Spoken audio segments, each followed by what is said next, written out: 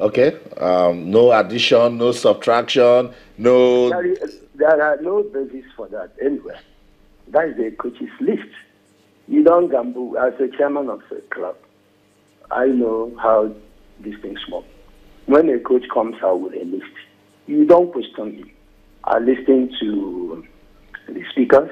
I saw what Yemi said. It's too early to start quarreling with lists. He must start from somewhere. Let us watch him work. Then we can come with advice. You don't really quarrel with coaches.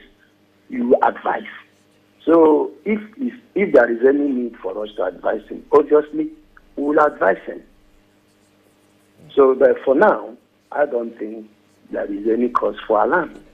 People might have different opinions. People are already creating an impression of whom they want to see. Of course, he cannot call everybody. And for the fact that he calls up about 18 players, foreign-based players, we still have our own professionals at home to compete with, 23 of them. So it doesn't really mean that all of them. There are maybe one or two might not even make the playing list. So, he's a pool. He cannot get it 100% to what individual, all of us want as an individual. There is a list. Are these players playing for their teams overseas? Yes, they are. And that's what matters to us. I think that's what also matters to Nigerians. Thank you so much, Felix, for speaking to us on the show. Thank you very much. Okay, that's it. Felix Ayase-Agbo, Chairman, NFF Technical Committee, and that says it all. Yeah. This is a new team. This is Sunday Oliseh's first job. Let's just watch. It also shows the body language of the football governing body in the country. They're prepared to allow the man do his job, and it's early days yet. I mean, you don't even have a choice anyway. And one thing I particularly like in what he said is that if we support Oliseh, we're not doing him a favor. We're doing it for this country. So it's not as if we're doing something big. If we want the Super Eagles to excel, they have gone for their man. He's going to be in charge. We have to support him. I've always said that appointing Oliseh was a brave decision, and brave decisions requires a tremendous amount of fortitude and understanding. Yeah. So let's just give him a chance. It's too early to start making passing judgment about his ability or not. I've always felt that the best way to understand the coach's ability is to watch his team play. Yeah. It will tell you anything and everything about that coach. So let's wait till then and let's see the Super Eagles play. Okay, so that's the results from the FA Champions League playoff. So Manchester United finally doing that. Embraced by Memphis Depay. One also by, the last one was by Marwan Fellaini, 3-1 win over Club Brugge. That's taught them plenty of good as well. Also, our own Ahmed Musa is also playing for CSKA Moscow, but he didn't get on the score sheet. It was actually Ivorian international Seydou Doumbia who scored that goal. Also, Algerian international Islam...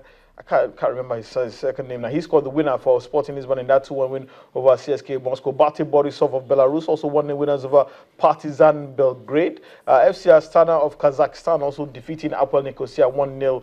And Lazio of Italy also 1-0 winners over Bayer Leverkusen. Okay, so that's it. Africans doing big things in the UEFA Champions League. We'll keep you updated when the second leg is played. Let's go on a quick break now. In a time when we're begging some footballers to come play for Nigeria, in athletics, Ayodele Kweson wants to come back to compete for our country. Let's listen to our talk and then we'll come back. There's still so much to talk about. Don't go anywhere.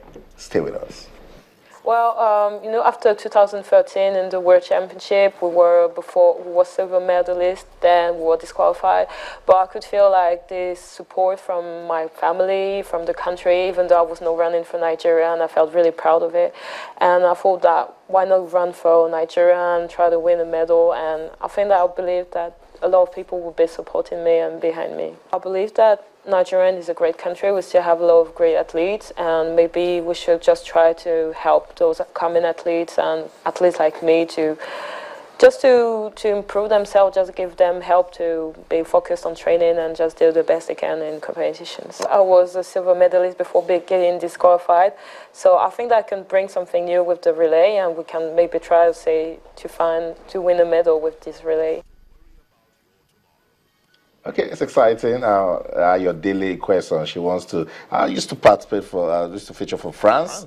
Now she wants to come back home and see if she can bring some quality to athletics. That's surprising, actually. I never saw that coming. She's actually done quite well in France. The fact that she decided to, switch nationalities and compete for her fatherland, teaching a country that could have offered us, that offers us so much more, for a country that there are no guarantees. No guarantees anyway. Well, it says a lot about her level of patriotism and her determination. Bravery. Yeah, and I'd really like to congratulate her and support her decision.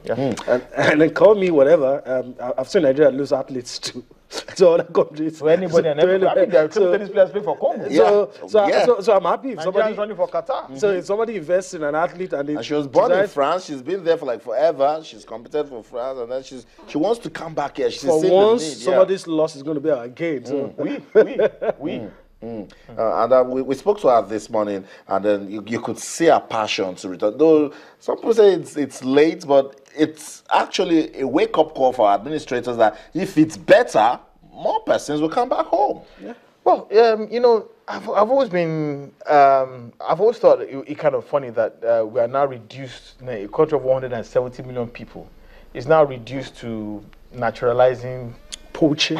No, not poaching. Well, it's not poaching. When you poach, that means you are taking the cream of the crop. There have been some wild accusations. Hold on. That means you are taking the cream of the crop from where it is that you are taking from. Okay. Which means you are taking their best at it. We are not taking their best. We are taking the bottom of the barrel. Okay. So not poaching in that sense. No, that's not poaching. That's I don't know what to call it, but it's definitely not poaching. So if Nigeria is reduced to that, then that means there's something